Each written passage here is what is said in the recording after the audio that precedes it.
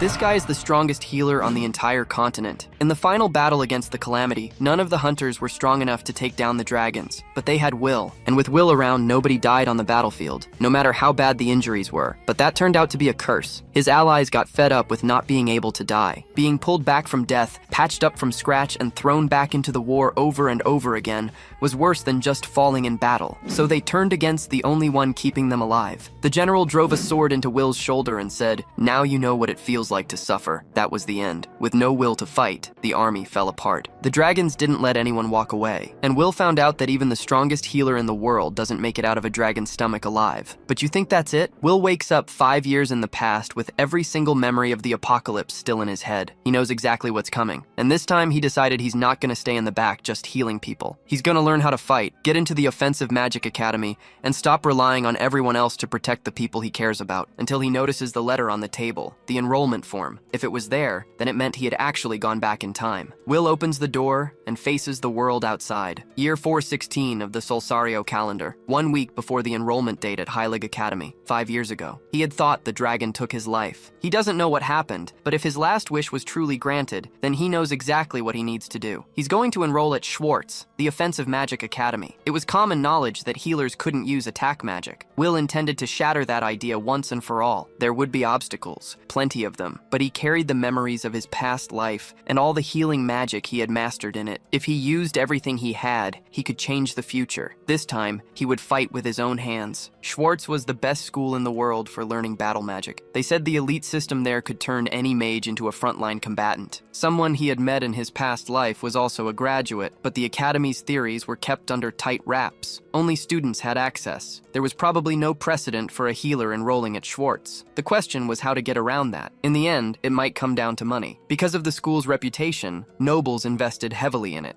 If only he had managed to bring his fortune from his past life. But no. Either way, the reward he received as a healer was generous. The problem was time. Even if he started working now, he wouldn't earn enough before the enrollment date. A voice calls his name. Will recognizes it immediately. His sister. He had gone back to the past, and she was still alive. She asks if his stomach was hurting. Will shakes his head, saying some dust got in his eye. She laughs and wishes him a good day. Will thinks that, in this life, he can prevent the tragedy that happens to her later. His healing magic would be enough. He can save the people he couldn't save before. He says he found something out. His sister wants to know what's going on. The Magic Academy Alliance was an organization that brought together all the academies in the kingdom and made decisions about magical education. At that time, the president of the alliance also served as the director of Schwartz Academy, but there was a period when he practically vanished from the meetings. At the director's estate that same day, he was standing beside a bed. His granddaughter lay unconscious, drenched in cold sweat. He rests his hand on her face and calls her name, Marie. He says today's healer wasn't good enough either, but that he will find someone capable of curing her. He asks her to hold on a little longer. That was why the president kept disappearing. He was completely consumed with caring for his sick granddaughter. In the previous timeline, the healing magic of the era hadn't been able to save her, and she had died. Then someone comes in through the window and asks if the director would be willing to let him take care of that job. The director recognizes the boy right away. It was Will, the scholarship student from Heilig, whose talent in healing magic was well known within the Alliance, though he hadn't expected him to be the type who climbs in through windows. Will scratches his head and laughs. He thinks his past self would never have done something like that, but losing a life might have made him bolder. Either way, there's no time to waste. Not for him, not for the girl, and he can heal her. The director asks what his intentions are. Will says they can talk about that later, and that first he needs permission to treat his granddaughter. The illness has progressed faster than he expected. The two stare at each other for a few seconds. Then the director gives in and tells Will to show him what he's got. Will sits beside the girl on the bed and looks ahead, a little tense. He thinks the director of an offensive magic academy has exactly the kind of eyes you'd expect, the type that ends your life on the spot if you make one wrong move. Even so, he takes a deep breath, holds her hand, and starts using his healing magic. His mana capacity dropped when he came back to the past, but the formulas he still remembers. The formula to treat Zora's illness wasn't supposed to be discovered for another 2 years, but his current self already knows it. The girl opens her eyes. Will lets out a relieved sigh and says, "Thank God it worked." With a smile, he tells her that her stamina is completely drained and asks her to rest. left. She turns away, slightly embarrassed, and agrees. The director asks if Marie is really okay. She confirms it and says she can't remember the last time she felt this light. The old man nearly bursts into tears on the spot. He says he understands. He understands completely, and that it's an enormous relief. In another room, the director thanks Will. He says that if there's anything he can do for him, all he has to do is ask. Will thanks him and says the request isn't a hard one. As the director just saw, his healing magic is top tier. There's nothing left for him to learn in that field. That's why he wants to enroll in Schwartz Academy. The director asks if Will really wants to put a talent like his into an offensive magic academy instead of a healing one, and whether he understands what that means. Will confirms it. The director studies the boy's eyes for a moment. Then he says his authority exists for exactly days like this one, and that he'll take care of everything. He shakes Will's hand. In another room, a man remarks that old fox, when you least expect it, goes and does something so reckless. He wonders if Will can even keep up with Schwartz's curriculum, a soft healer like him. On the day of the entrance ceremony, the director gives a speech in front of everyone. Schwartz Academy is a boarding school specializing in offensive magic, with a unique curriculum, vast grounds, numerous training fields, research facilities, and a massive library. It boasts influential alumni and receives direct support from the kingdom. There is no better institution to learn offensive magic. No healer had ever enrolled there. The director is certain that many hardships await Will, but if he studies at this academy, he will be able to become a true mage. Will thinks about his past. Here, in this place, he will change his destiny. After enrollment and classes begin, Will runs into his first obstacle. A professor tells him to start. Will agrees, conjures a fire spell in the palm of his hand and fires, but only smoke comes out. The professor declares it another failure. He says he can't let Will attend class until he can hit a target with basic offensive magic, and tells him to go practice at the training fields behind the school. Will excuses himself and asks if the professor can at least teach him how to do it. There's no way to practice something he doesn't know. The professor replies that teaching a healer is nothing but a waste of time. Will asked if he could at least study theory in the library, but the professor was blunt. There were no books for healers there. That was when a blonde student cast a spell without warning and fired it straight at him. Will hit the ground. The blonde laughed, asking if he couldn't even dodge a basic attack. This was an offensive magic academy. There was no place for weaklings who didn't even know how to protect themselves. In other words, it was his own fault for taking the hit. The professor agreed with the student. He said Will should ask the healer academy to take him back. The blonde, Ulpus, finished with a smile, saying that at least over there, he'd find people kind enough to comfort him. Will got up and looked back with hatred on his face. Later, sitting on a bench outside, Will faced reality. There was no sign of progress in offensive magic. He knew it would be hard. Healing magic and offensive magic draw from completely different sources. Mages convert mana using spell formulas, and the type of mana defines what they can do. Dynamic mana produces fire, explosions, destruction. Healers only possess static mana, but Schwartz had a reputation for forging top-tier battle mages out of almost nothing. There had to be some method here. If he could learn to convert static mana into dynamic, he was confident he could master the rest. The problem was that getting anywhere near the classes wasn't even possible. Professors and students looked down on healers equally. Even so, he couldn't give up. The person he admired had started with little mana and refined everything right there at Schwartz. Coming here hadn't been a mistake. Struggling in the dark wasn't going to get him anywhere either. He didn't have permission to enter the library, but maybe it was worth trying to sneak in. A voice cut through the silence, asking what he was doing outside at that hour. Will apologized automatically, and then recognized the person in front of him. She came closer, looking down, then raised her eyes and met Will's gaze directly. It was Lady Veronica. He felt the weight of that encounter. In his past life, they had fought on the same battlefield. She was a first-class battle mage, and in the final moments, they had been together. Her magic sword could cut through anything in an instant, and now, in this life, he had the chance to meet her again. That was when he noticed. She had her sword in hand. Veronica said she had spotted a suspicious student,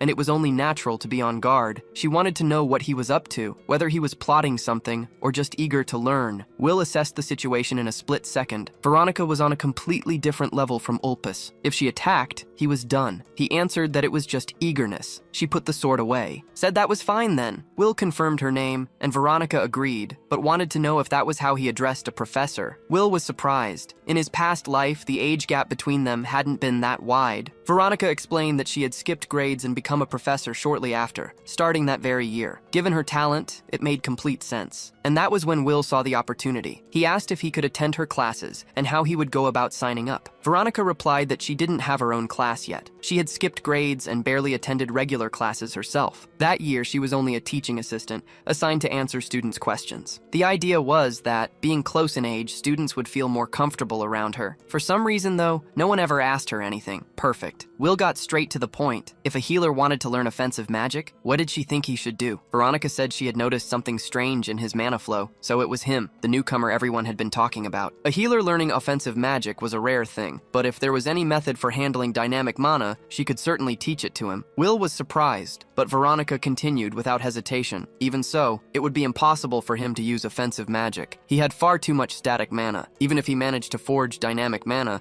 it would simply dissolve into the static, and even using an alternative method, the formula wouldn't work. Will asked directly whether there was no method at all for a healer to use offensive magic. Veronica said no. He took in the answer. The plan had fallen apart, but giving up there wasn't an option. If no method existed, he would have to create one himself. He thanked Veronica and said he would think it over more on his own. Veronica said she wasn't done yet. It was true that healers couldn't use offensive magic, but there was a way for a healer to become a battle mage. Will didn't understand what she meant by that. Veronica pointed to the sword at her own waist. Swing it like this, and you can take down an enemy. Then she pointed to the chair beside her, made of wood, built for sitting. But if someone picked it up and threw it at another person, it would knock them down with ease. Nobody thinks of using a chair as a weapon because it was made for something else. How it's used depends on who's holding it, and the same went for her hand. She could give him a light touch. Will was caught off guard. Then Veronica flicked him on the forehead and said she could hurt him that way too. In short, it all came down to application. Anything could become a weapon depending on how it was used. Will got it right away. She was talking about using healing magic to attack. Veronica confirmed it with a nod. He couldn't understand why he'd never thought of that before. He'd never even considered the possibility. Veronica explained that was exactly what defined each person's nature. That's why battle mages had no interest in healing,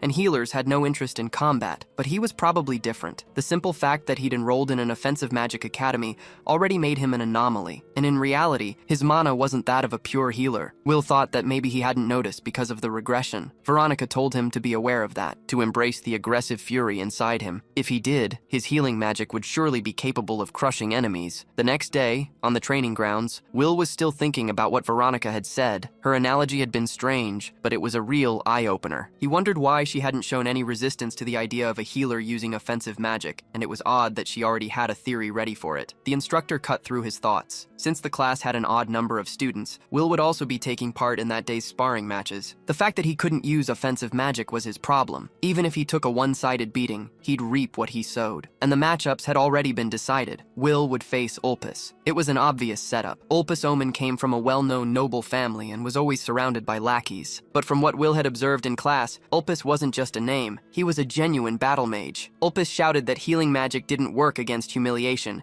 and that Will would be running home crying after taking a beating. Will found his personality irritating in a way he hadn't expected. In the past, he would have ignored it, but this time the guy actually got under his skin. He wanted to test Veronica's theory anyway, and maybe hit back a little. He addressed Ulpis formally and said he wouldn't accept a forfeit. Will replied that he had no intention of giving up, but he had a proposal. If he lost the fight, he would acknowledge that he had no talent for offensive magic and leave Schwartz. The instructor said that was a wise decision. Will continued. But if he won, he wanted permission to attend regular classes. The instructor asked what kind of nonsense that was. Ulpis shouted that a weakling was clinging to an impossible illusion just to face his fear, and that if there was nothing to break, there'd be no fun in it at all. The instructor shut down the discussion. Impossible hypotheticals were a waste of time. Both of them should take their positions. He raised his hand and called for the match to begin. Ulpis focused, summoning several daggers around him. He shouted for Will to behold his blade creation magic. Countless swords conjured from nothing, ready to strike a quitter who couldn't even use basic offensive magic. Will focused right after. He channeled his healing magic,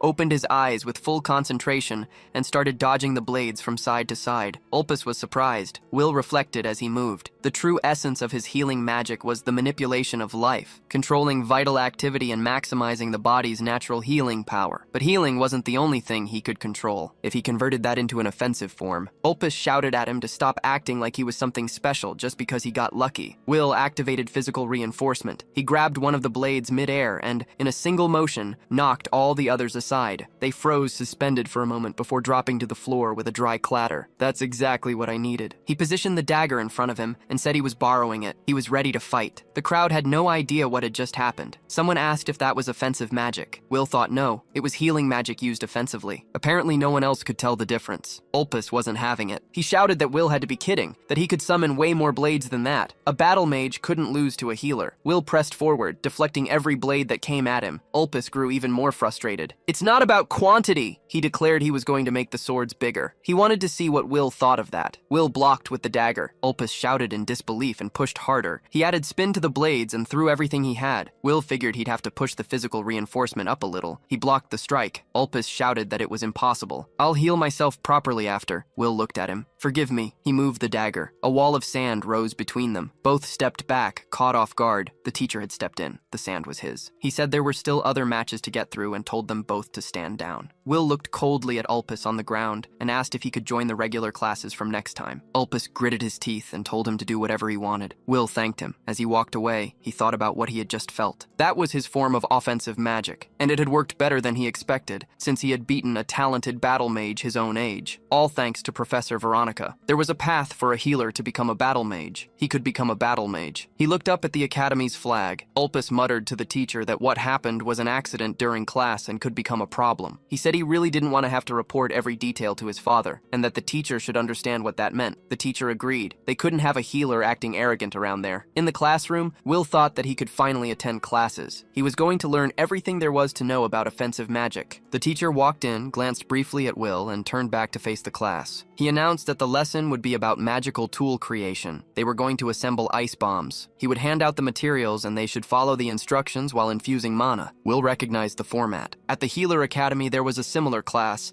but there they only made potions and recovery items. It made sense that here they were making weapons. They probably expected everyone to infuse dynamic mana, but for magical tool creation, the nature of the mana didn't matter as much. Most of it depended on the materials. He should be able to handle this class without any trouble. He started adding the powdered flame tree branch to the ice golem fragment. Then the mana stone began to glow differently. Will threw it away with physical reinforcement. The explosion shook the back of the room. Will lay on the floor, surrounded by ice spikes, staring at the ceiling like an idiot. The professor called him out on the spot. He wanted to know what Will thought he was doing. Will explained that the stone had activated before he even infused it with mana, but the professor wasn't interested in excuses. He was docking points from his grade. Laughter came from the back of the room. Ulpus laughed along with everyone else, staring at Will with that strange expression. Will glared back. In the next class on magical creatures, a salamander stood right in front of him. The professor warned that students with low grades should sit in the front row and pay close attention. Will had barely finished processing how close he was to that thing when the salamander spat fire at him. He blocked it with a pot. The professor asked why he was holding a cauldron. Will said it was necessary. The cauldron was confiscated, so that's how they want to play it, Will thought. They let him sit through classes, but they have no intention of letting him actually learn anything. A girl was watching him from a distance, with a slightly uneasy expression. The harassment didn't stop there. The professor kept calling on Will to answer questions about material he had never seen. Outside the classroom, someone told the instructor that Will had been misbehaving, and he went without dinner because of it. Back in the dorm, Will lay down staring at the ceiling. The wind was blowing against him at this school, and it was relentless. There was still a mountain of problems ahead, but he was making progress, and he couldn't let this petty harassment get in the way of that. On top of that, he had fought with his own hands for the first time, and won. He really could become a battle mage. He had also gotten a textbook. He needed to go over the day's material. The next day, Will arrived at the classroom and there was no one there. It was time for class, but the professor hadn't shown up. The only other person there was that girl from before. It seemed like the class had moved rooms and no one had bothered to tell them. Will walked over and excused himself. He asked if she thought the classroom had been moved. She said she had been thinking the same thing. Then she added, since she was the only one there with Will, the student, the professor, and everyone else hated, she figured that was exactly it. I think we're on the same side, she said. Hated loners go well together. Will found the line a bit sharp, but her tone was grim enough to feel sincere. Either way, he was glad to make a friend. He said it was nice to meet her. She said the pleasure was hers. Her name was Erica Glenn. Will told her she was his first friend at the academy. Erica replied that in that case it was hard to avoid. After all, he barely attended classes and, on top of everything, he was a healer. Everyone said healers were weaklings. She herself attended every class and was a battle mage, but she didn't have any friends either. Will thought about that. Setting her personality aside,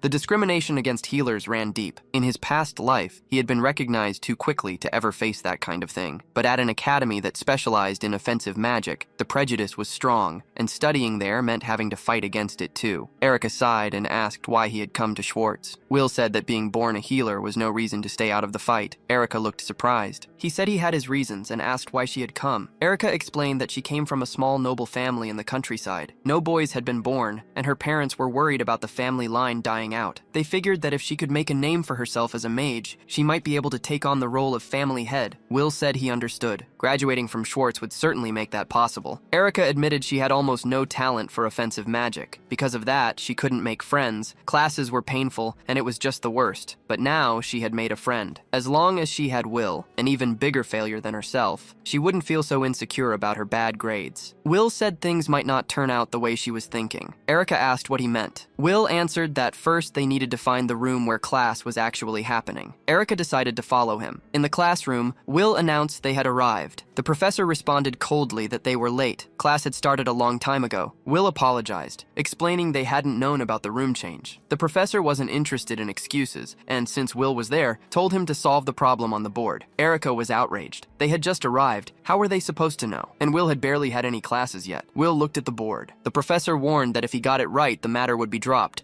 but if he got it wrong, he'd lose points. Ulpus commented that at this rate, Will would fail out in no time. Even so, Will picked up the chalk. He started writing. The class watched in silence, some already expecting him to fail. But Will finished, turned to the professor with the complete magic circle on the board, and asked what he thought. The professor was surprised. It was correct. He told Will to sit down, and Ulpus let out a gasp of shock. Erica couldn't understand how he had done that. Will returned to his seat with a calm smile and kept following the lesson. After class, Erica ran after him wanting to know how he had solved the problem. Will explained that it looked complex, but it was just an application of the examples in the book he had studied ahead of time. Erica asked if he had read that book on his own. Will confirmed he had read it the day before. The Schwartz textbook was flawless. It covered everything from the basics to advanced applications. No fluff, exactly what you'd expect from the best magic academy. Just reading it was enough. On top of that, he had always been good at theory, and the reasoning he carried from his past life helped a lot when it came to understanding offensive magic. He ended up staying up late, but it was fun. Erica's jaw dropped. The material was too dense to absorb without a professor, and she had thought Will was the weakest student in the class. If he was at that level, where did that leave her? She asked him not to leave her behind. Will placed a hand on her shoulder and said it was fine. He'd teach her whatever she didn't understand. They were friends after all. Erica thanked him. Will thought to himself that he hadn't come to Schwartz to make friends, but having Erica around opened up possibilities. So he told her he needed a favor in return. Classes weren't just theory. The next one was general offensive magic, which was exactly why he had failed and been removed from every class before. He could manage now. He had even beaten Ulpus, but general offensive magic was still out of his reach. He had a plan, and he needed her help. He explained the difference. General offensive magic used formulas that had already been analyzed and structured, accessible to anyone who learned them. Unique magic, on the other hand, was created within the user, and only worked for that specific person. Schwartz had separate classes for each. For unique magic, there was no single right answer, and there he could get by using his offensive healing magic. But for general offensive magic, without casting the spell, there was no passing grade. The professor confirmed it plainly. Will might have done well on the written portion, but the practical side was a different story. If he didn't cast offensive magic, he'd fail. The task was simple. Hit the target with a fireball, the most basic spell of all. Without that, he could forget about advancing or graduating. The professor suspected Will had used healing magic in the mock battle,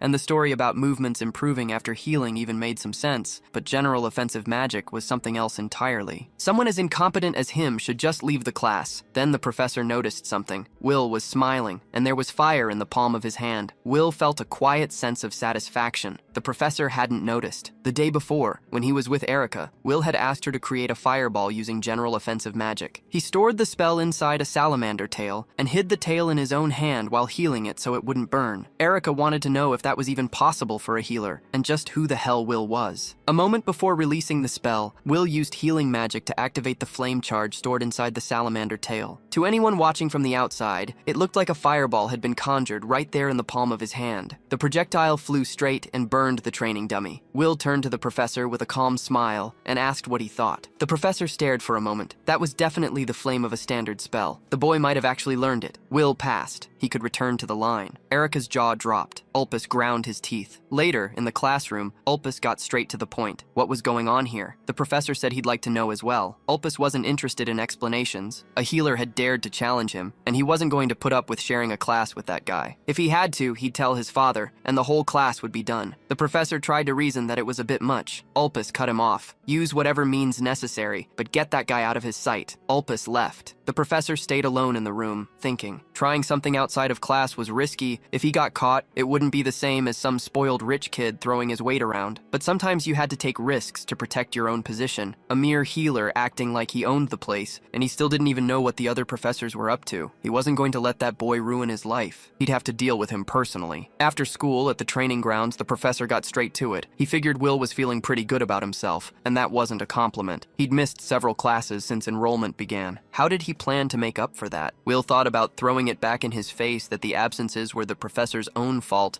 but decided it wasn't worth it. He explained that he'd asked a classmate for the missed material and studied on his own to cover everything. There was no problem. The professor didn't move. In cases of absence, supplementary lessons were mandatory, and the content was decided by the instructor in charge. It would be a simulated battle against him personally. Will took a second to process that. A professor fighting a student. The professor said he'd give him an advantage. Considering the difference in skill, landing just a single hit would be enough to pass. Since he was being so generous, there was no reason to run. What the professor didn't say out loud was what he was thinking. With that magic, the boy's attacks would never get close. All he had to do was beat him until he understood the difference in strength. Then he'd listen to what he had to say. Will agreed. He'd do it. The professor smiled and activated his magic. Will had seen that magic once before. It was the one that lifted the ground. He dodged quickly, but a strike came from above too. He ducked, and the next one came from below again. The professor asked with contempt if running was all he knew how to do. Will straightened up, analyzing the situation. Unlike creation magic,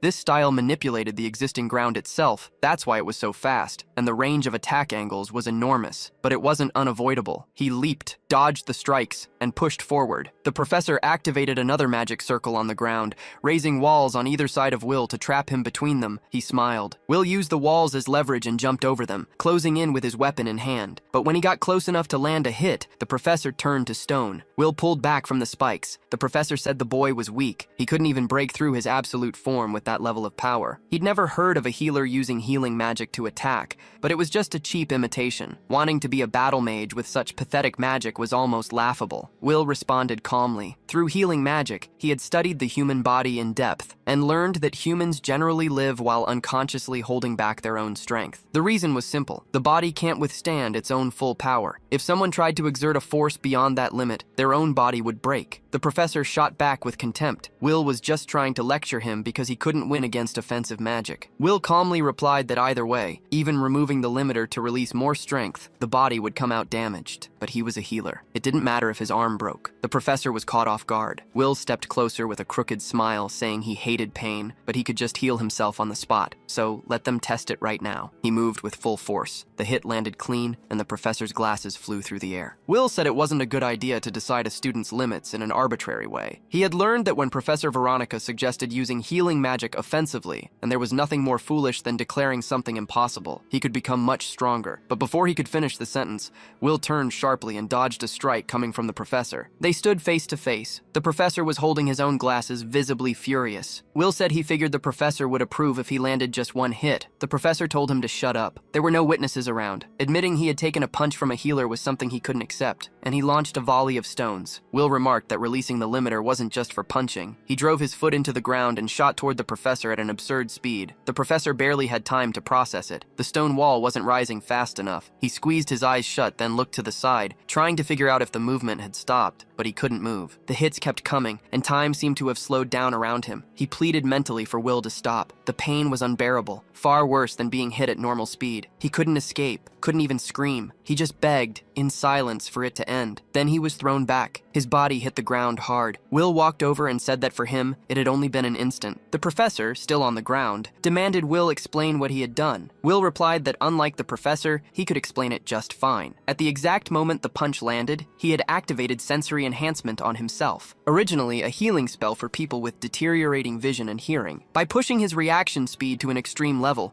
his senses became absurdly sharp, making 1 second feel like dozens of separate moments. He had wanted to know how much it hurt to take a hit in that state. Then he asked if he had passed the lesson. The professor said yes. Will added one more thing. He knew it would be hard to get rid of deep-rooted prejudices, but if the professor kept going down that path, he would make sure the man got well acquainted with exactly what kind of pain his own body was capable of feeling. All he wanted was to attend classes without being bothered by other students. Could the professor guarantee that? Later, in the hallways of Schwartz Academy, the professor walked alone, still trying to process what had happened. He had always believed healers were weak, with no combat ability, meant to obey offensive mages, but Will was different. He didn't just have fighting skill, he had real killing intent. Ulpus appeared and asked if the lesson was over, remarking that Will was one step closer to expulsion. The professor told him to shut up, and to stop messing with Will. Thinking of him as a simple healer was a mistake Ulpus couldn't afford to make. Ulpus said that wasn't what he wanted to hear, and reminded him that if he told his father everything, the professor knew what would happen. The professor told him to go ahead and do it. He paused, thought for a second, then added, if Ulpus went to his father over this, there was a good chance it would be him getting expelled, not Will. Instead of the Omen family making their move as expected, it seemed like Will would be the one extending his claws in the future. Ulpus was left alone in the hallway. He slammed his fist against the wall in frustration, cursing the situation that was closing in around him. A few days later in class, Will yawned. Things were pretty peaceful. The professor had apparently talked to Ulpus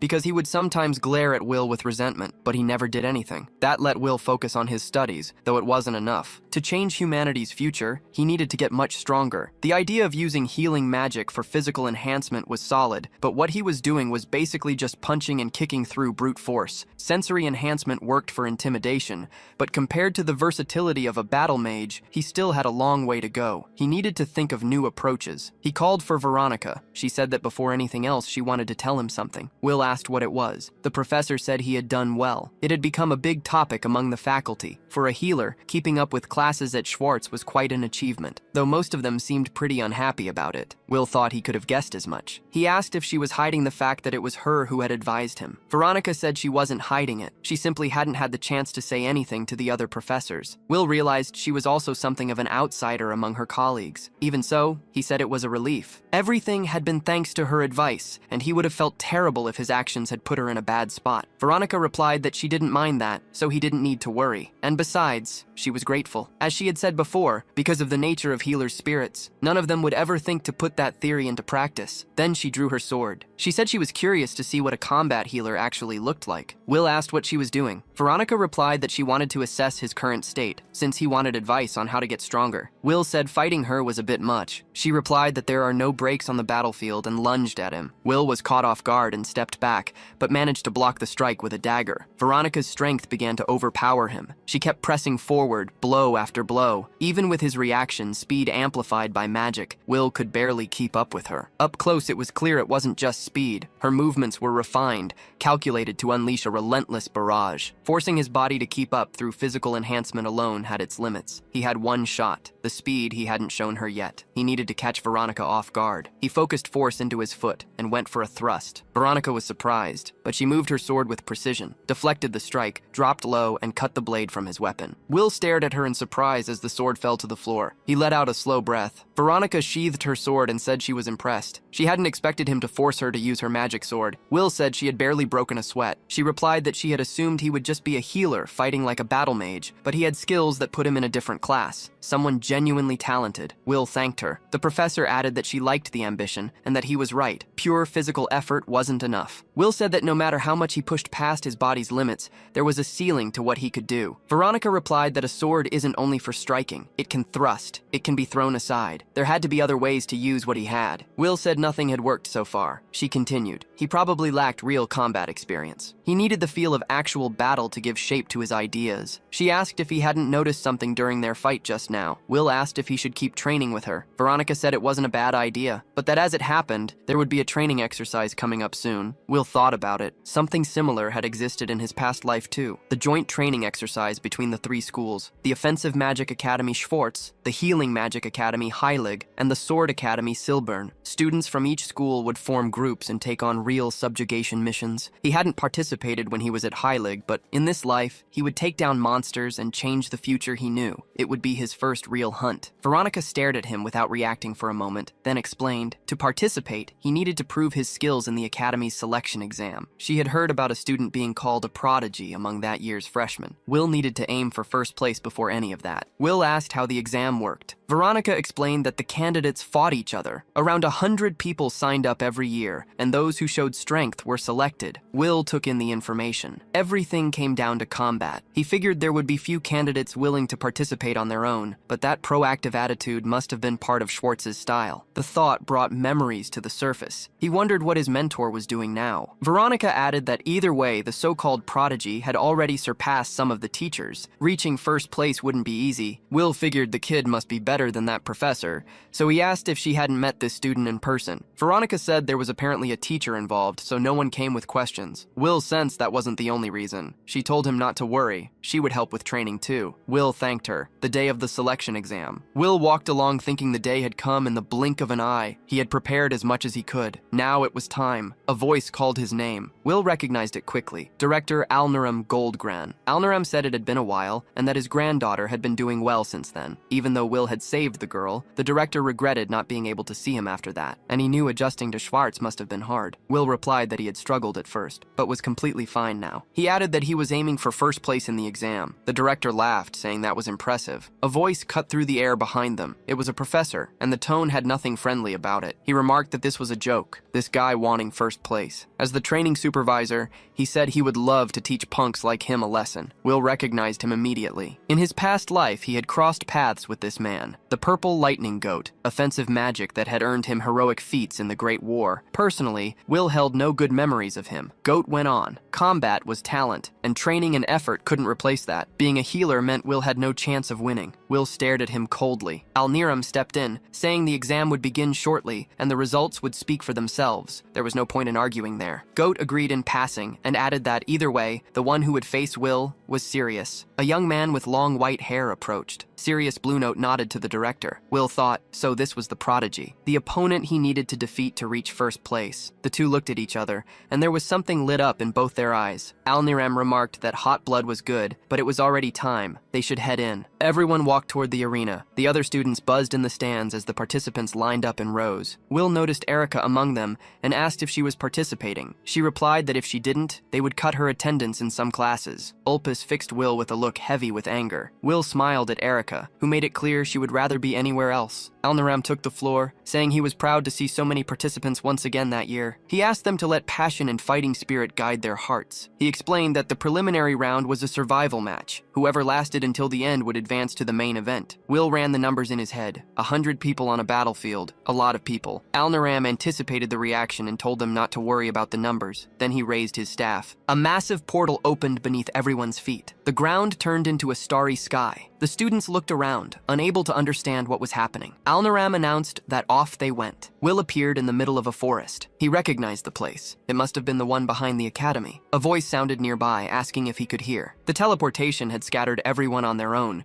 They should avoid strong enemies and cooperate with anyone they knew. Starting positions depended on luck. Will muttered that a spell capable of teleporting 100 people at once was just absurd. The director ignored the comment and declared the selection exam had begun. Will jumped immediately, landing on top of a branch. He compressed his presence to a minimum, suppressing his vital signs so he wouldn't be detected. But when he looked back, there were already 3 students fighting each other close by. One of them ordered his golem to advance. A girl ran toward the 2 of them with a magic hammer in hand. A third one, blonde, unleashed a blizzard and froze both of them in place. Will watched everything carefully. It was a good opportunity to study a variety of offensive spells. It would be a waste to stay on the defensive just trying to pass the test. And besides, he wanted to test a few things himself. The golem boy defeated the other 2. He celebrated out loud, saying everyone must have seen how strong his golem was. Will appeared behind him before he finished the sentence. He grabbed his head firmly and activated the consciousness disruption spell. The boy passed out on the spot. Will looked at him for a second. The technique manipulated the flow of life to force the opponent to black out. It required direct contact with the head, so it was hard to use without a clear difference in power, but it neutralized without causing any injury. Professor Veronica would be pleased. He turned and dodged a series of knives that cut through the air toward him, embedding in the ground all around. Will sighed. Ulpus, you never learn. The noble said he didn't know what he was talking about, that he just wanted to pass the exam, and that he was going to use everything he had to do it. The two companions behind Ulpus moved in together. Ulpus conjured knives with his magic formulas. The second coated the blades with poison. The third replicated everything with shadows, multiplying the poisoned knives several times over. Ulpus warned that the knives would pierce skin at the slightest touch. In that quantity, it didn't matter how fast Will was. He wouldn't be able to dodge all of them. The blades were launched. Will calculated quickly. He could neutralize the poison with healing magic, but taking scratches from all of that, even with physical enhancement, was going to be a problem. He activated the healing spell in his hand. Then something threw itself in front of him. The golem blocked everything, absorbing the knives like a shield. Ulpus didn't understand. The golem belonged to the boy Will had taken down. Will figured out what had happened. Healing magic normally only works on living beings, but the golem operated through a mechanism powered by the summoner's blood. He couldn't control it with precision, but by injecting life force, he could direct it just enough. The golem advanced on the group. It landed a clean punch on one of the subordinates and sat on top of the other. Ulpus complained that his men had been beaten down so easily. Will was already in front of him. He grabbed his face with one hand. "Good night." Ulpus blacked out. In another part of the forest, the golem was facing a water spell. Will watched from a distance, satisfied. Physical enhancement limited him to close-range combat, but the golem covered exactly that weakness, and there was still time left to study the other students' spells. Then a hurricane formed at one corner of the forest. Will frowned. What was that now? The gust came toward them. Will jumped to dodge, and the cyclone swept through. The golem and the students nearby were knocked down all at once. When Will landed, he looked to the side. Someone was approaching. It was Sirius. Exactly as Will had expected. Impressive skill. Someone who wouldn't be easy to beat. Will was still weighing whether it was worth testing that when the director's voice cut through the air. Enough effort. The preliminaries were over, and all four had passed. The main event would be the following day, in the arena. For now, they could take care of themselves. The teleport spell would activate in moments. Will watched his rival from a distance. Sirius did the same, holding his gaze without looking away, until he disappeared along with the others. Will couldn't wait for the next day either. Back in his dorm room, he opened his journal and wrote a few things down. What he could do before the main event. What he needed to think about. The night was quiet. Outside, in the hallway, not so much. A few nobles were grumbling among themselves. That guy was way too strong, and he'd even healed everyone who'd been knocked out. Wasn't that enough to make them give up? Ulpus told the two of them to shut up. They came from weak families, so they didn't understand. The Omen family's teachings were clear. Healers had no place among real mages. If anyone found out he was being held back by a healer, what would his father say? The other two exchanged a look. They said he could do whatever he wanted, but they weren't getting hurt over it anymore. And they walked off down the hallway without looking back. Ulpus stood there, anger simmering. He didn't need magic to get rid of Will. In his room, Will was studying as usual when a knock came at the door. Too late for a normal visit. He felt something was off before he even opened it. It was Ulpus. He wished him a good evening with a smile and asked if Will didn't think the moon looked beautiful tonight. Will got straight to the point. What was he planning? The noble replied that he just wanted a peaceful conversation. He said, with an almost relaxed honesty, that he hated healers, and that he'd already done quite a lot to get Will expelled from the academy. Will figured he'd neutralized most of it. Ulpus said he was tired of going around in circles. The message was simple. Will should leave Schwartz. Will said that at least he respected the honesty, but he wanted to understand. Why put so much effort into making him the villain? Ulpus shot back that he didn't need a reason to mistreat healers. It was no different in the Omen family. Anyone born a healer was sent to the remote branch. Ulpus's older brother was one of them. Even when people mocked him, the guy just laughed. An offensive mage and a pathetic healer were completely different things. Will said those were deeply rooted teachings for such a prestigious family. Ulpus agreed, without irony. And that was exactly why Will should leave Schwartz. That was no place for healers. Will asked if Ulpus really thought he was just going to say yes. Ulpus said he'd make him say it. There was a family Will would want to protect, wasn't there? The servants outside had already done their research. Will had grown up with his sister in a remote village. He must miss her quite a bit. If Ulpus gave the right instructions, what would happen to her? He left the question hanging. Then he stepped closer and asked if he'd managed to convince Will now. Will said yes. Ulpus told him to go pack his things immediately. That was when he felt his neck being grabbed. Will threw him back and twisted his arm into a position that left no way out. Ulpus begged him to stop. He was going to break his arm. Will said he'd already made his decision. The crack came. Ulpus started breathing in gasps, his voice coming out in fragments. If he showed up with a broken arm like this, the academy wouldn't stay quiet. Neither would Will's father. Will said it was fine and healed the arm. Ulpus realized what had happened and looked up, confused and relieved for a second, until the next crack. Will had broken it again. He said he'd heal it, and break it again, as many times as it took, until Ulpus asked him to stop. Ulpus asked. Will let go of his arm and spoke calmly. Coming after him was one thing that he could handle. But if Ulpus started going after his sister, he would never let it go. So it was better for the noble to beg sincerely from the bottom of his heart, while Will was still only breaking his spirit. Ulpus stayed on the floor, trying to make sense of what had just happened. A demon wearing a healer's face. He never should have gotten involved with that guy. Because what awaits is something worse than death. And so the night passes. The protagonist tells Ulpus not to forget the promise. No laying a hand on him ever again. Will stretches out in his room and thinks that, honestly, that was a little refreshing. But now he's going to sleep until the next day comes. A few hours later, the main event finally begins. Alniram calmly takes everything in from his seat. Bode and Veronica settle in nearby. Will watches the situation and thinks that the four who made it through the preliminaries are going to face each other in one-on-one battles. Even so, he can't believe she actually made it through. He turns around and finds Erica standing right in front of him. The girl explains that she built walls of fire and used that strategy without having to defeat anyone directly. Will thinks back. The offensive mages ran from the start, but she couldn't have survived just doing that. Erica smiles and says that since they're friends, he could go easy on her. Will says no. She fires back that she made it through the preliminaries on her own and is now aiming for a high evaluation. A professor announces the start of the battle. Erica prepares a fire spell and casts it straight at Will. He blocks with his own arms, thinking it was orthodox fire. That kind of flame he can regenerate through easily. He even feels a little sorry for Erica, because he's just going to have to hit her. But then he notices something is off. There was something different about the fire. Erica launches another fireball and warns him it's not over. Will dodges to the side and realizes the flames that hit him before still haven't gone away. That was Erica's unique magic. Fire with an abnormal persistence. The raw power is average, but if he keeps getting hit repeatedly, it'll be dangerous even with healing. When he saw the walls of flame earlier, he thought it was just a property of the salamander tail, but it was Erica's influence. Now he understands how she created barriers so hard to break, and in a way, that reflects her stubborn personality perfectly. The crowd goes wild. Everyone shouts that she's good,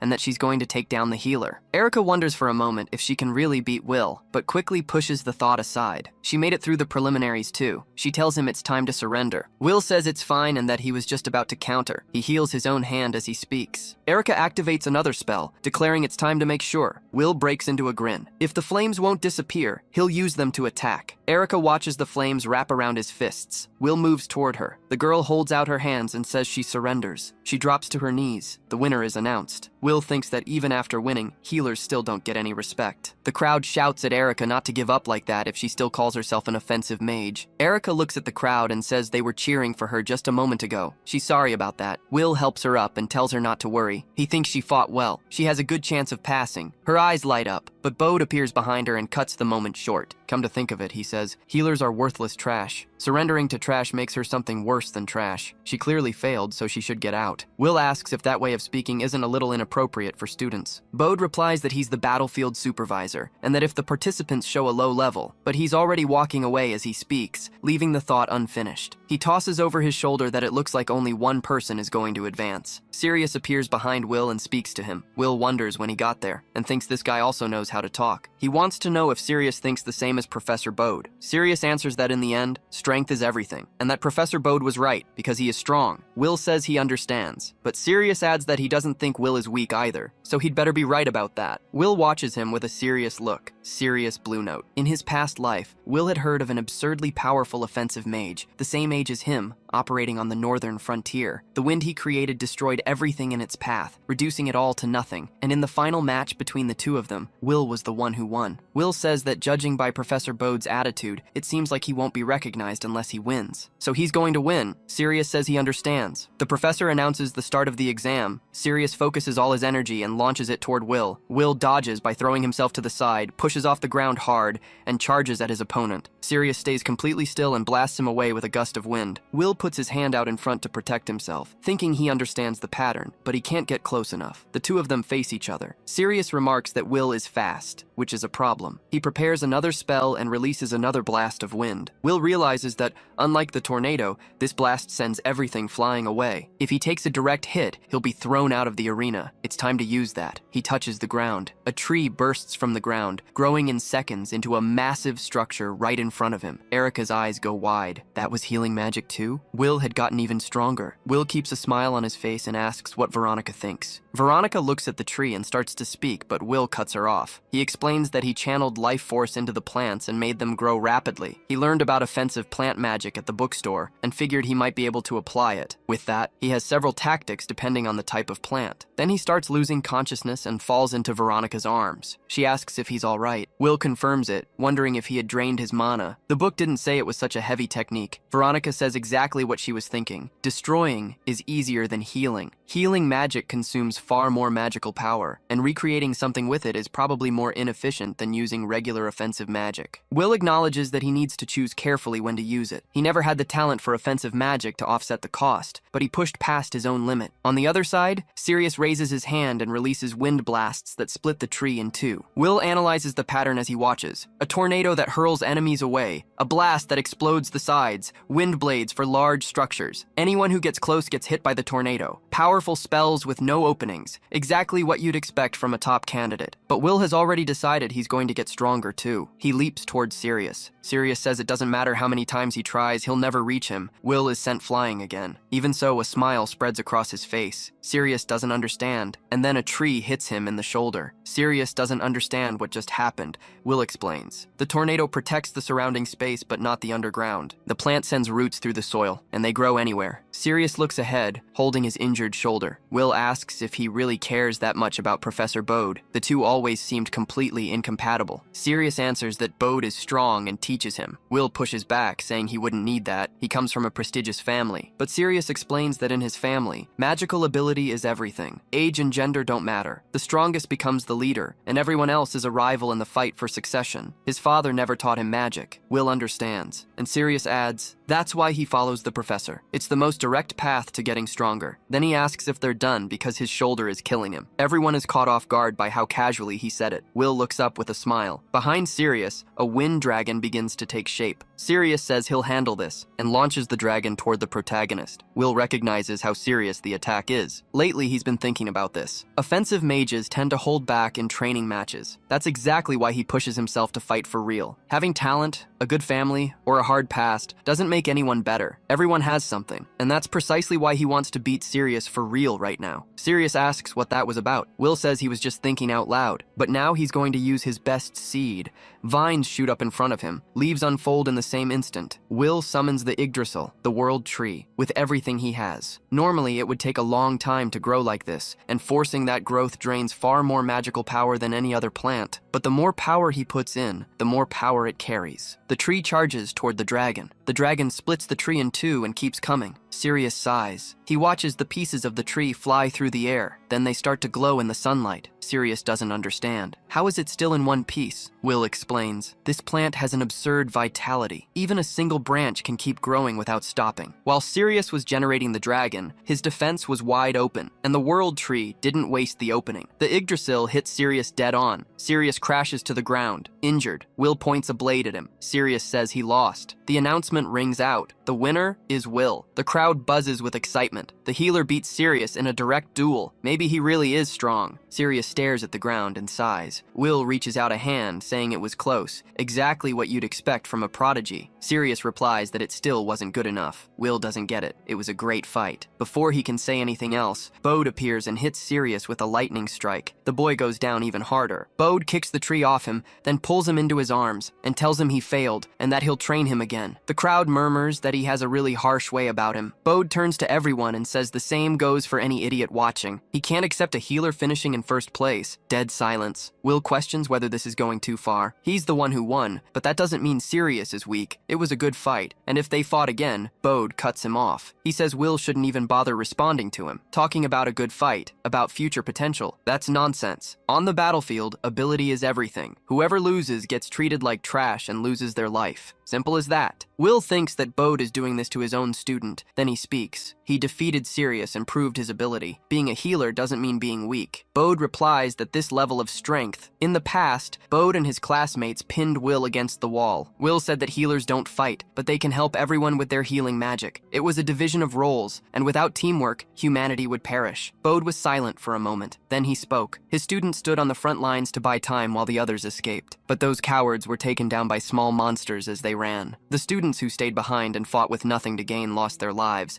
and the healers couldn't even reach the battlefield, let alone save them. For trash like them, that was exactly why Sirius had died. Bode drew back his fist, eyes welling up. Will acknowledged that Bode was right. Being weak means you can't do anything when it counts. But in an era where monsters will only keep getting more dangerous, the strong can't afford to be selfish. Will clenched his fist and said, "People like him, who have nothing, need to become strong." Then he asked directly, if he defeated Professor Bode, would he be recognized? Bode broke into a smile. He said that once a match was declared, all the weak should step aside. The narrator noted that Bode couldn't admit out loud that he wanted a real fight, but the young man made it clear that when it came to the selection, the rules would be his. The presenter looked at Will. Will simply nodded. The narrator sighed and announced the special match. Professor Bode versus Will. Bode cracked his knuckles and warned that he was going to prove his opponent's level was truly low. Will knew his magic was nearly at its limit, and that he was facing the strongest opponent yet. There was no way to win normally. He needed to heal himself first. But Bode was already closing in, saying he was far too slow. A purple bolt lit up Will's face and struck him with full force. Bode looked ahead and laid out the 3 reasons his victory was absolute. Distance to suppress the enemy, speed to prevent any reaction, and power to finish it in a single blow. The opponent can't do anything, and the battle ends. Then he remarked, almost bored,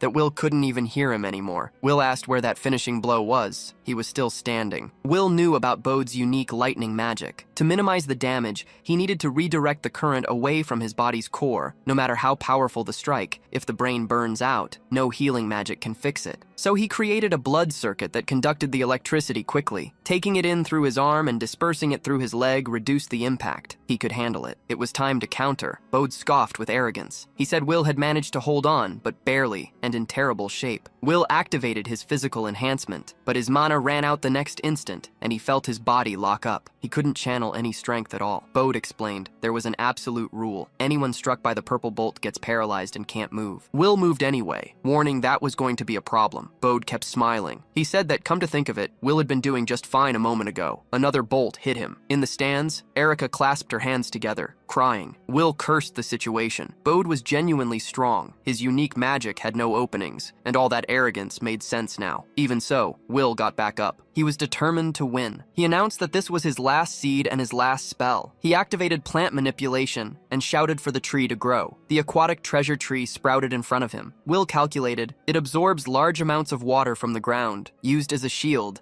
it would disperse the electricity. Bode demanded to know what that was. Will looked up, just as surprised as the other students. Bode simply split the tree in 2. Will admitted he had no way out. Bode walked closer with a mocking smile, asking if that was his last move. Ending with a defensive technique was pathetic. But then he noticed something beside the tree. Mushrooms were starting to sprout all over the split wood. "What is this?" Bode muttered. Will could barely believe it had worked so well. Some plants and mushrooms grow faster after lightning strikes. When a forest burns to ash, they're the first to appear with no competition. That mushroom was one of them, but that wasn't its only trait. Bode stared at the mushrooms with a strange look. A second later, his expression changed. "My body feels weak." That was the opening Will needed. He focused his energy and closed the distance between them at a frightening speed. Bode smiled. He threw a punch loaded with lightning straight at him. Will spat blood and went down. "Idiot," Bode said, not even bothering to look his way. "Obviously, I'm superior in close combat too. My unique magic manipulates electricity. If I reinforce my own body and move at enhanced speed, a paralysis effect is nothing." Will lay on the ground, thinking that even after all of that, he still hadn't managed to win. "So this is your defeat," Bode said, closing in again with his electrified fist raised. A blade appeared pointed at him. Veronica was standing behind Bode, sword in hand, voice steady. "Enough! This has gone too far, Professor Bode." The professor let out a heavy, irritated sigh. "Veronica, you shouldn't interfere. You're a new hire. The match has already been decided," she replied. "Continuing only serves to hurt him. This guy can heal his own wounds. He can keep going. Can he?" Veronica didn't back down. "If he had magic to spare, sure, but he has no stamina left. He's just wasting my fighting spirit." Veronica released her energy. Bode did the same. The two moved toward each other. "Enough." The voice came from above. Alniram landed between them, hovering for a moment before touching the ground. "The two of you fighting here is the real nonsense," he said, looking directly at Bode. "Stop this." The principal's gaze left no room for argument. Bode looked away. "Fine." Alniram turned to Veronica. "I owe you an apology. I didn't explain the situation properly to you." He cleared his throat and straightened up. "With that, the main event of the selection camp is over. Everyone may leave." The students began filing out of the Coliseum. Will tried to heal himself on the spot, but cursed his lack of magic. The recovery was barely moving, and he didn't want to accept that. Before he could push further, Veronica lifted him up in her arms. He froze in surprise. "You did well," she said. "Don't push yourself anymore." Will was speechless for a moment. Then he nodded, turning her words over in his mind as he tried to believe them. It wasn't good enough. The night passed. Will lay awake thinking. That was the ability of a first-class offensive mage. It wasn't just raw power. The level of tactics was completely different, refined in a way he could barely keep up with. And even with people like that, humanity had still fallen. He needed to get stronger. In the morning, he knocked and asked to come in. "Will, finally," Alniram said. "The injuries are fine, as expected. As soon as my power comes back, I heal on my own," Will replied. "Then participating in the training camp won't be an issue. You were the winner of the main event, so you'll be taking part. Besides you, Sirius and Erica also passed." Will frowned. "But Professor Bode said everyone failed, and I didn't win." Alniram gave a half smile. "That happens every year." Alniram explained that it was done on purpose every year. Telling everyone they had failed was a way to create a sense of urgency in the students and push them to their limits. In the end, most of them ended up passing anyway. Will found it strange at first, but it made sense when he thought about it more. In his past life, Bode had been one of the heroes who fought on the front lines until the very end, defending humanity even in a world he disagreed with. That was just who he was, his way of being a good teacher. Alniram went on. Will would be assigned as an offensive mage in a group formed with students from other academies, and the group would be expected to take on monster subjugation requests. It would be the first time since his regression that Will would face real monsters. 5 years after that point, in his past life, monsters had been the direct cause of humanity's destruction. Originally, monster was just a term for any creature with magical power, not necessarily hostile. They sometimes attacked humans, but it was survival instinct, natural competition. From an ecological standpoint, they were neighbors, not always aggressive. But in about 2 years, everything would change with the arrival of the Red Moon. Monsters would become more violent, start banding together across species, and begin killing humans for no reason other than the desire to kill. 2 years after that, the Demon King would descend. Humanity fell at a disadvantage quickly. Nations perished. Offensive mages, the most valuable on the battlefield, died one after another for all kinds of reasons. Knights the same. Even healers, who normally stayed far from the front lines, were swallowed up by the collapse. Will lost his life. Almost no one who fought survived. Within months, humanity would be on the brink of extinction. He couldn't let that happen again. He needed to become stronger than anyone who had existed in his past life, accumulate enough power to hold back mass invasions, and, if possible, find out what had really caused the Red Moon. Alniram watched Will with a half smile. "You've got a lot of determination. The same eyes as the day we met." He said Will would be fine, and that the teachers were careful about the training field for a reason. There was something he wanted to say specifically to him. Will wasn't quite sure what he meant by that. Outside, he found Erica and Veronica waiting. The three of them were talking when Will noticed more people approaching, Sirius and Professor Bode. Will mentioned that he'd heard Bode's strict teaching style came from how much he cared about his students. Bode stepped closer with a stern expression. "I don't know what you're talking about. Weaklings who can't even land a hit on me have no business being arrogant." Will thought the professor hadn't changed one bit. "If you understood that," Bode continued, "then work hard on the battlefield. Thank you for dealing with Sirius." "I'm grateful as well," Sirius replied. Will turned to him and said he was still pretty quiet. Sirius gave a restrained smile. "Thank you. Because of that, I was able to focus completely on training and get even stronger. That's Professor Bode's way of teaching. As long as you survive and manage to get your revenge, it's not a defeat." "That's a good lesson," said Will. "Get stronger." Sirius broke into a real smile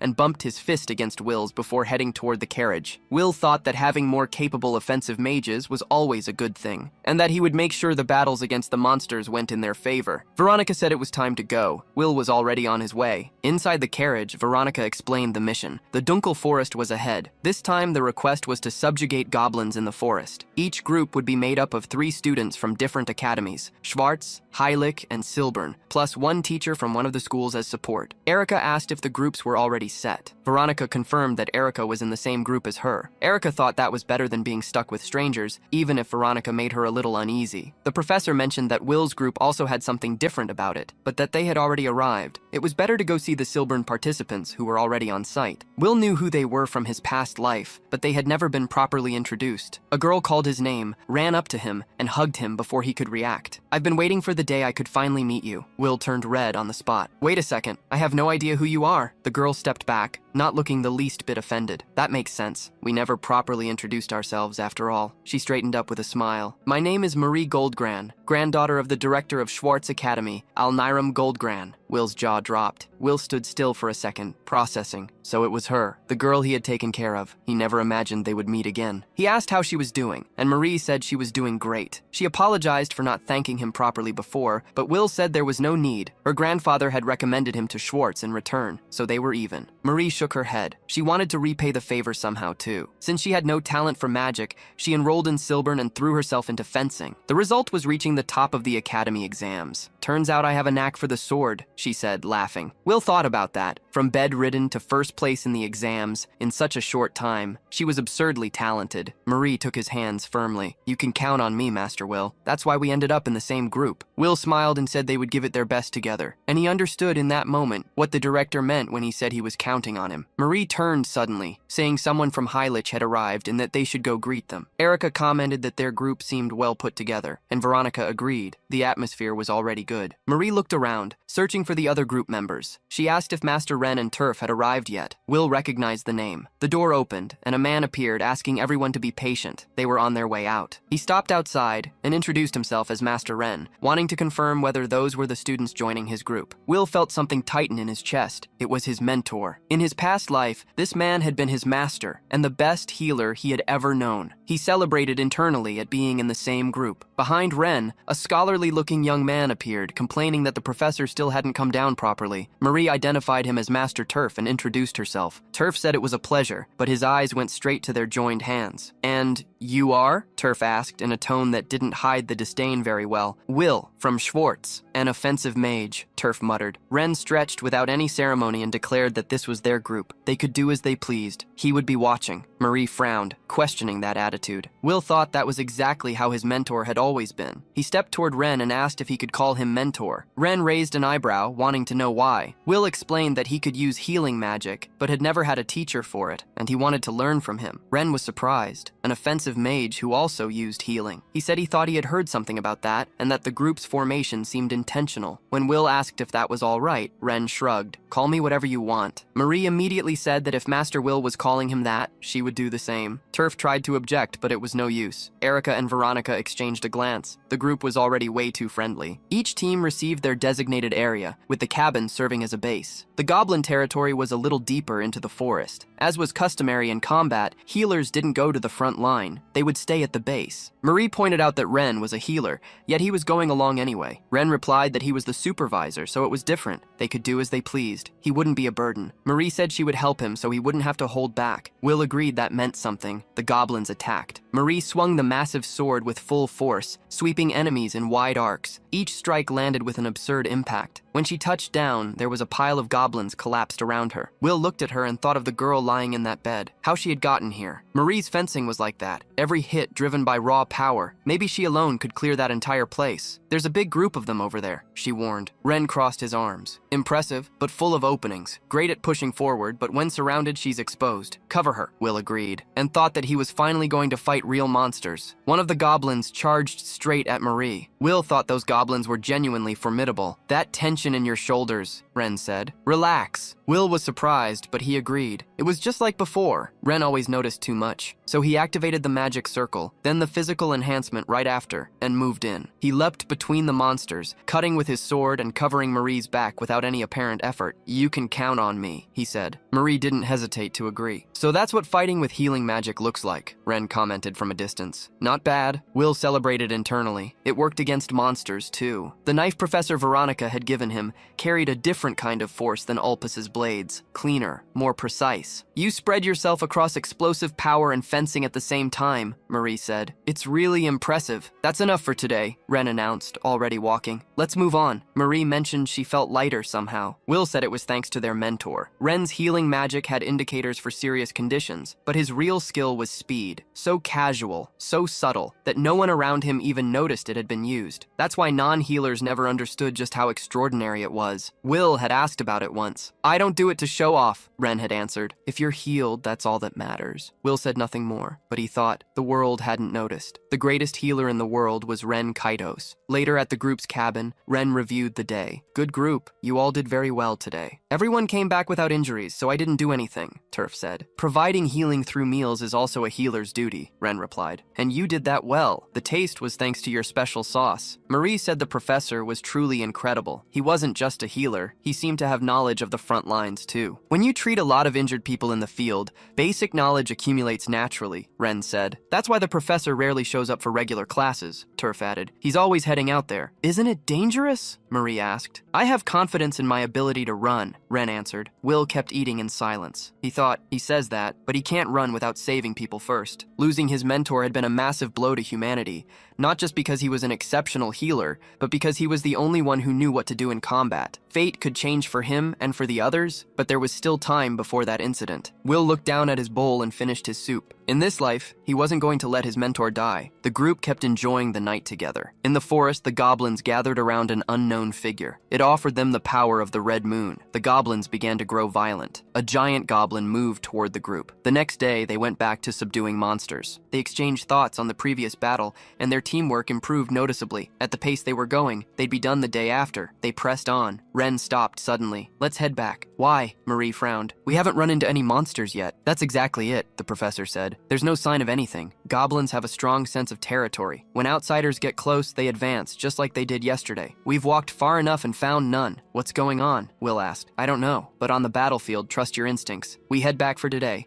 and when we get there, we call another group to join us. I trust Professor Veronica's group, Marie said. They have a base near here. Well informed, Ren said. Let's go there. Will hung back as the others moved ahead. That off-pattern behavior from the goblins had a bad smell to it. Marie called out that they were close to the road leading to the neighboring base. Will tried not to think about his past life. He knew he couldn't. But what appeared in front of him wiped out every thought. Erica was there, hands bound with rope, completely unconscious. Marie moved forward without hesitating, saying she was going to save her, but the ground gave way strangely under her feet, a trap. She drew her sword on instinct and drove it into the soil before she could fall all the way down, holding on tight. Even so, she warned the others to watch out. It was a trap, and they had used Erica as bait. More coming! Ren shouted. Arrows cut through the air toward the group. Will intercepted every single one with his knife before they could land. The goblins charged right after, red eyes blazing, ready to fight. Marie climbed out of the pit while Will read the situation. They were surrounded by dozens of them. It was too coordinated. The movements reminded him of the red moon, but it wasn't supposed to appear for another 2 years. Will felt his stomach tighten. Was the tragedy already unfolding? Erica groaned and stirred slightly. She was still alive. This wasn't the time to dwell on it, but knowing that was enough to steady Will. There are a lot of them, Marie said. At least she's alive. Will touched the ground. Leave it to me. Roots burst up around the group, forming wooden guardians that blocked the goblins on every side. Will told Marie she didn't need to stay on the front line. With the archers behind the fight, it would be easier to find the openings. She could set herself up properly. Marie planted herself and let everything loose at once, breaking the enemy formation with a heavy strike. What do you think? She asked, satisfied. A goblin tried to attack her from behind. Will hit the monster in the neck before it could reach her. I'll cover the gaps. Great work, you two, Ren said. I'll go rescue the young lady. Go, Will answered, but something was wrong. A bad weight settled in his chest before he even understood why. The red moon's effect made monsters violent. That much he already knew. What he hadn't expected was what started rising from the ground. An ogre. It had been hiding underground, and the red moon was making creatures of different species act together. Will realized he was too far away to help. It was just like his past life. No matter how hard he tried, he couldn't protect everyone at the same time. The ogre's fist came down toward Ren. Ren focused his magic and used physical enhancement to dodge the blow at the last second. Will stood still for a moment. His mentor had learned the offensive healing magic he had taught him. The ogre turned and tried another strike. Ren ducked, leaped with everything he had, and landed behind the monster's head. Good night, he said. Ren hit the ogre with a mental shock. The creature lost consciousness and crashed to the ground with a dull thud,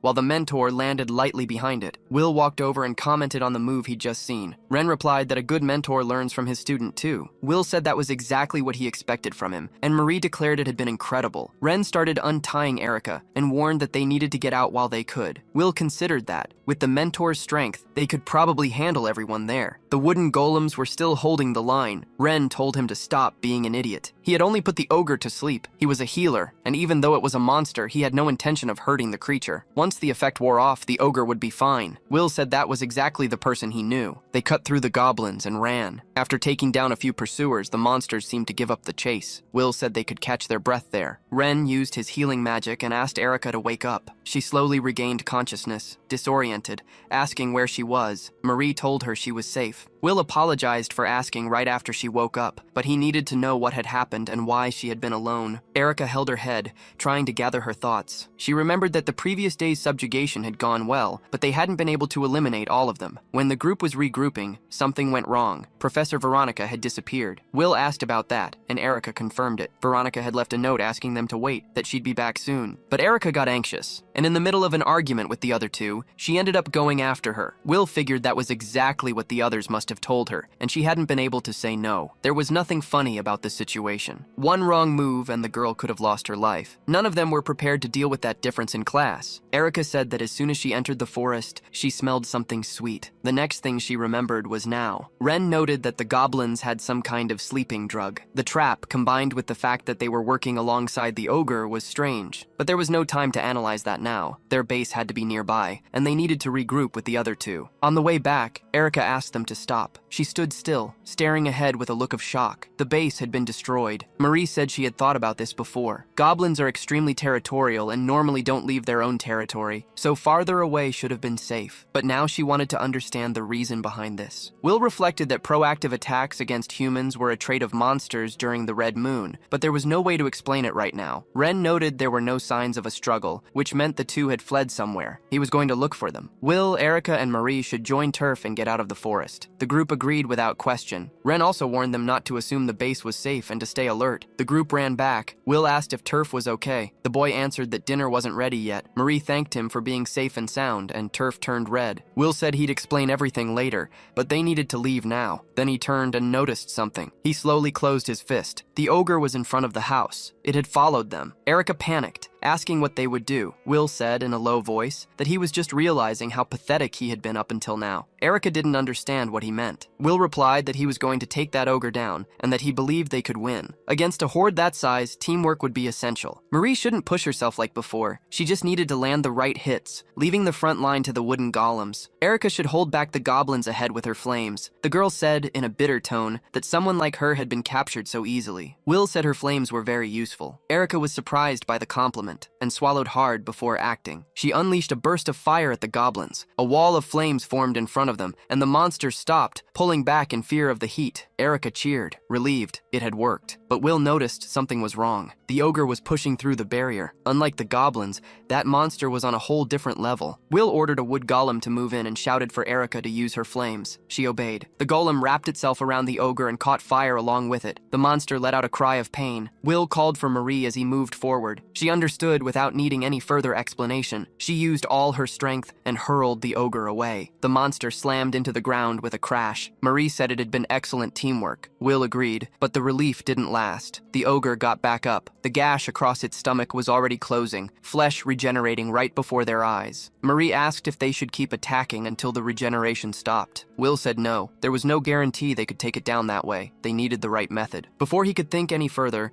Erica warned that something was coming. Will raised his knife and blocked the impact. The ogre was throwing goblins like projectiles. Will knocked down the ones that reached him, muttering that they were pretty inconvenient projectiles. Erica warned that more were coming. Marie deflected a goblin with her sword, saying in a firm tone that she'd return the favor, and hurled the monster right back. Then she said Will seemed to have a plan, so they'd handle the goblins. Will moved forward, saying he was counting on them. The group split up, Erica and the wood golems holding back the goblin horde with area attacks, Marie dealing with the ones the ogre was throwing. Will went straight for the ogre. The monster looked down and swept its claws in a low strike. Will dodged and answered with several quick slashes from his dagger. The ogre grew even more furious, letting out a roar, and the cuts began to close. Will appeared behind the monster. He said they were full of openings, but that was the point. He pressed his hand against the back of the ogre's neck and activated life over overload. The monster's heart began to convulse. An agonizing sensation took over its body. The ogre even cried out in fear before exploding from the inside out. Will stepped down from the remains with a smile on his face. It made sense. The ogre's regeneration worked well enough, but life overload had destroyed the body from within. With no body left, there was nothing to regenerate. He said now, only the goblins remained. It didn't take long. Will separated one from the group. The head hit the ground, and then finally, it was all over. Marie declared it was a complete victory and hugged them both. The protagonist agreed, praising the group's coordination. Erica still didn't quite understand how they had pulled it off. Will said it wasn't time to celebrate. The others were still in danger. That was when a gust of wind cut through the forest. The protagonist recognized it immediately. It was Sirius. If they followed that tornado, they could regroup with the other teams. Sirius stood still, motionless after using his power. Will assessed the situation and concluded he was fine. The protagonist agreed, relieved that everyone had come out unharmed. Bode then caught their attention. He wanted to know what that strange group composition was about and where the instructor and the others were. Ren appeared, answering that they were right there. Will ran to the master, saying he had found the two of them. Ren replied that the tornado had helped quite a bit. It drew enough attention to locate them. He said Will had done well using it and that he was glad no one had gotten hurt. Erica laughed. Bode noted that the mood was good, but someone was missing. Will confirmed, Professor Veronica. Bode said he wasn't worried about her,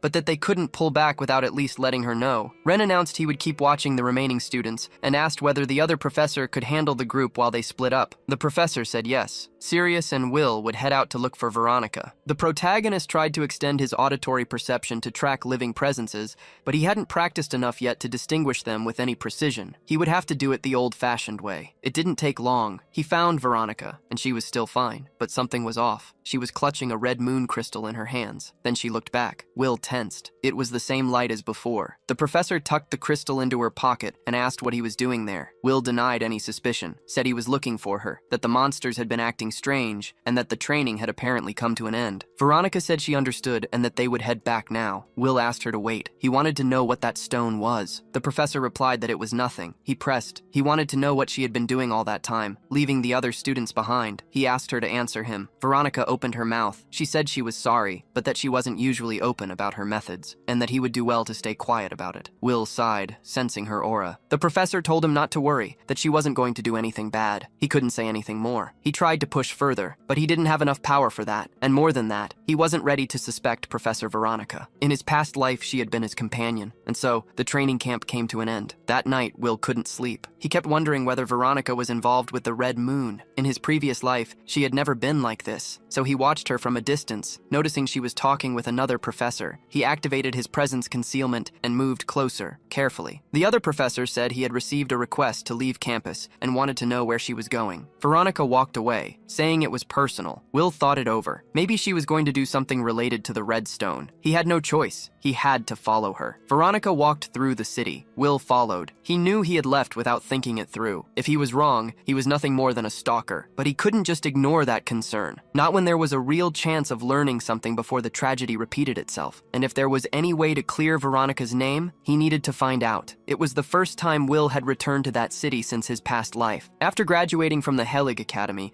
the spread of monsters had become a serious problem, and he was sent straight to the battlefield, with no time for anything else. At least, that was what he could remember. Veronica stopped at a stall and bought a small bread roll from an old man. Will watched, and something stirred inside him, the memory of eating that together with her. Almost without thinking, he bought one too and took a bite. It was really good. Veronica smiled and said that place was amazing. Will mentioned he was from out of town and had never bought street food like that before. He asked if she did it often because she had grown up in a merchant family. She confirmed it, but explained it was more than that. With everything that could happen, she had made a rule for herself. Whenever she saw a bakery, she went in. It had started on trips with her parents when she was a child, and later, as an adult, leading campaigns on the battlefield, she had met a lot of people. Most of them she never saw a second time, and even when she did run into someone again, that person had changed so much they were almost a stranger. She didn't want to carry regrets, so she had done away with the idea of leaving things for later. Will said that made sense. It was why she got along so well with everyone. Back in the present, he pressed his own hand against his chest. In the end, he had let Veronica die. This time would be different, and for that, he needed to find out the truth with his own eyes. Veronica turned into an alley. Will kept following, keeping his distance. He noticed he was becoming too obvious and reinforced his presence concealment. At the far end of the alley, Veronica stopped in front of someone. The person said they had been waiting for her, apologized for the location, and stated it was an important matter. Then they lowered their hood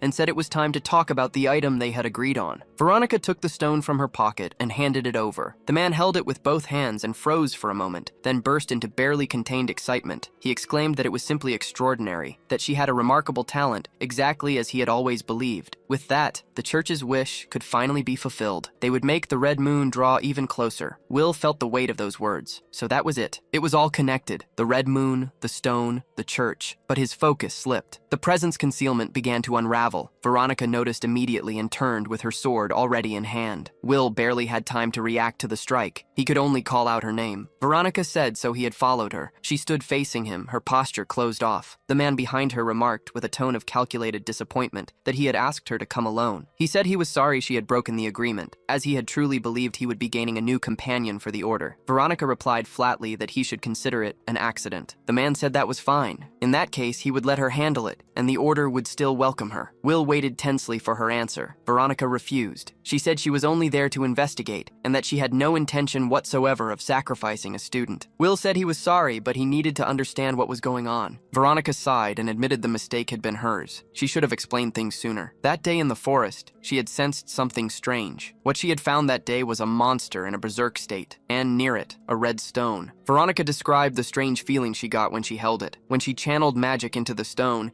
it let out an intense red light. That was when the man approached, remarking that finding someone with that kind of potential in a place like this must have been the work of a higher order. He wanted to prove the mission had been worth it, but Veronica wanted to know who he was. The man said he would have liked to talk more, but there were rules. If she wanted to understand what the stone was, she would have to accept two conditions. Keep the stone glowing with the light, which would serve as proof of qualification, and not tell anyone, going to the place they would point her to. He said he was sorry to put her through a test like that, but that he truly hoped to see her among them. That was why Veronica had gone there, to investigate. She figured that understanding what was happening was better than letting something bad happen without knowing the cause. Will said the explanation was still incomplete. Veronica agreed and apologized, but Will replied that he was relieved. She clearly wasn't a bad person. The man sighed, saying that her declaration of interest in the order had been a lie, and that it made him sad. He threw the stone away, remarking that it wasn't like him to discard someone with so much talent. Will recognized the stone in the air. It was the same one Veronica had received near the water, but before anyone could react, it started to glow. The monsters around them went into a frenzy at that very moment, and 8 dragons emerged from the water. The man watched with admiration, saying that even among the Order's members, those who could awaken that much power were rare. Those water dragons were exceptionally strong. Veronica counted 8. Will said he could handle half. She turned him down before he even finished the sentence. It wouldn't be necessary. Veronica moved in with her sword magic and cut all 8 heads off at once. Will murmured that it was what he expected from her, but the teacher didn't let her guard down. She kept her eyes on the dragons. The heads hit the ground, and then they moved. Will asked if he was seeing that right. Veronica confirmed it. The dragons were still alive after being decapitated. He wanted to understand. What kind of regeneration was that? Capable of surviving without a head and without any healing magic. Something was wrong there. One of the dragons came straight at Will. He stepped aside and drew his knife, landing a strike on the creature's body. He already knew how tough that hide was. Will grabbed onto the dragon and said he needed to test a theory. He would take that one. Veronica said she understood, but told him not to push himself too hard. Will replied it would be quick, released his body's physical limit, and pushed forward with full force in his legs. He grabbed the dragon's head with both hands and pulled with everything he had. What came out wasn't a head. It was a tentacle. It was a kraken. Veronica understood immediately. It wasn't the head regenerating because it had never been a head to begin with. That was an octodrakon. Soft body, deceptive form. The monster spoke. It said Will had uncovered its true form in an instant, and that was impressive. The order didn't evaluate combat ability,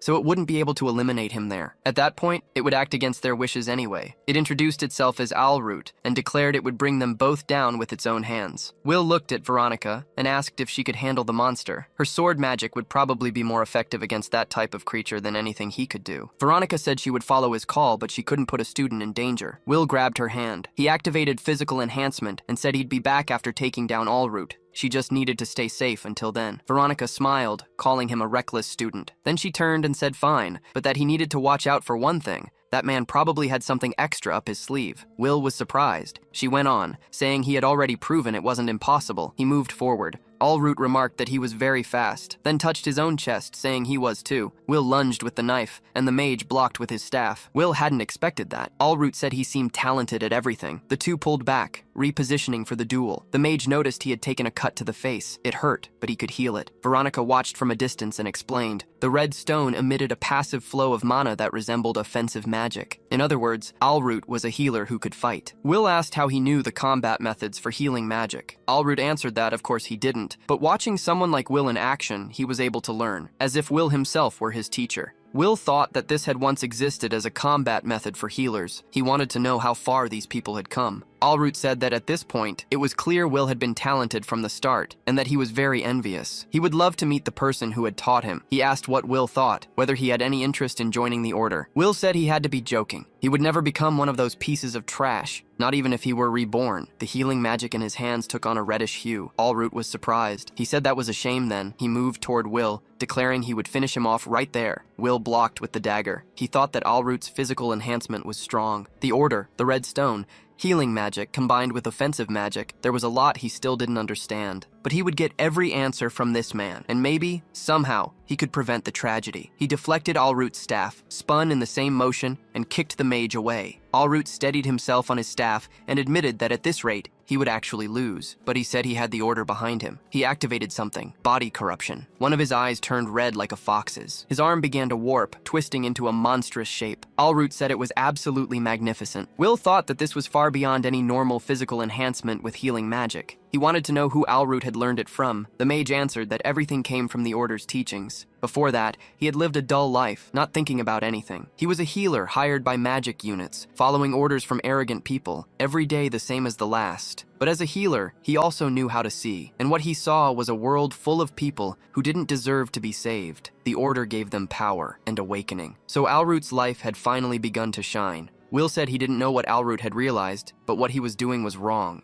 If he kept going like this, a lot of people would lose their lives. Allroot struck his own deformed muscle and answered that everything was fine. The Order said it was supposed to be this way. Then he hurled Will hard across the alley. Will hit the wall and coughed up blood. Allroot walked toward him, declaring that justice always wins. Will thought about that. Because of an empty shell like him, his younger brother, teacher Veronica, and so many others had lost their lives. Allroot stopped, surprised. He wanted to know how Will was still standing with that much damage built up, but there was something different about him. Will started healing his own arm. The wounds closed almost instantly. Allroot couldn't believe it. Every wound had healed in seconds. What kind of recovery was that? Will said he would never forgive Allroot, and that he was going to make him suffer something worse than death. Allroot charged forward, saying he would take Will's life too fast for him to have any chance to heal. Will moved at the same time, hitting the monstrous arm with everything he had. Allroot was pushed back by the impact. Will told him not to start screaming over that, because he wasn't even close to done. Allroot had barely processed the thought that Will was moving too fast when an uppercut landed clean on his jaw. He flew back, got lodged in the ceiling of the alley, and dropped to the ground completely knocked out. Will looked at the motionless body and said Allroot was already out cold. He'd deal with him later. Then he turned to teacher Veronica, who was still facing the Kraken. She focused and delivered a massive slash with her sword, the flash magic. The creature was split in two, each piece falling to the ground like slices of sushi. Veronica noted that Will seemed to have finished too. The monster's regeneration was strong, so it had taken some time. Will agreed that the Kraken had been a tough opponent, but he turned right after, slammed Allroot's face hard, and drove his body into the wall. He pressed the knife against the mage's face and said he was going to answer some questions. Allroot replied that it would be that way then, and asked Will not to make such a scary face. Will said that was up to him. He had a lot to ask. He wanted to know what the cult was and what its goal was. Allroot said a believer never leaks information to outsiders. Then he pressed his own dagger against his neck and declared that he would devote his life to the cult. He wished long life to the cult and took his own life. Will froze. Allroot wept, saying he had sacrificed himself to protect the cult's secrets. He was a perfect believer. With that, his soul would be guided to the world of desires of Lord Claudios. But then Allroot's mind began to clear. He realized the wound had disappeared. Allroot murmured, confused. He was sure he had hit his own trachea. The pain of the cold blade had been real. Will said he was surprised when Allroot did that. He had underestimated his faith, but he was able to heal him. Allroot said it was impossible. He he had died. Will replied that he could heal even so. Allroot insisted that was impossible for any normal healer. Will said he wasn't normal, and that in the future he would be the best healer in the world. Then he let the threat hang in the air. If he could heal someone on the brink of death, he could also hurt someone to that point and heal them again as many times as needed. Allroot understood what that meant and was terrified. Will asked if he was ready to talk. Allroot thought he had no choice, but before he could open his mouth, something took over his mind. A voice ordered him to die. Panic spread across Allroot's face. He collapsed to the ground, crying with no control over his own body. Will stepped back, shocked. The man was dying on his own. Veronica shouted for him to get away. Something was wrong. Will obeyed. Allroot's body began to dissolve into smoke. The two covered their faces with their arms as the remains rotted on the ground. Will rushed to what was left and tried to heal him, telling him to hold on, but it was useless. Allroot's life force had been wiped out in an instant. Some kind of powerful curse, too strong to be reversed. Will muttered, wondering who was behind that cult. Veronica asked if he was okay. Will confirmed he was, but grumbled that he had lost the only chance to get information, and that it was his fault. Veronica said it was enough that the student was alive, and that it was time to head back to the academy. On the way back, Will mentioned that the redstone had been destroyed out of nowhere. Veronica said the cult and the redstone were far too dangerous. Just knowing they existed was unsettling, and they needed to be careful. Will agreed. He thought that, compared to his previous life, he was making progress, but he wondered if it would be enough. Veronica said that in the end she was glad he had come out into the field too. She had pushed the director for that, and it was because of Will that she had noticed something. Will understood. Veronica had only noticed his existence in this life, so he took the chance to ask why she kept using mana to attack, being a healer. Veronica said she came from a merchant family,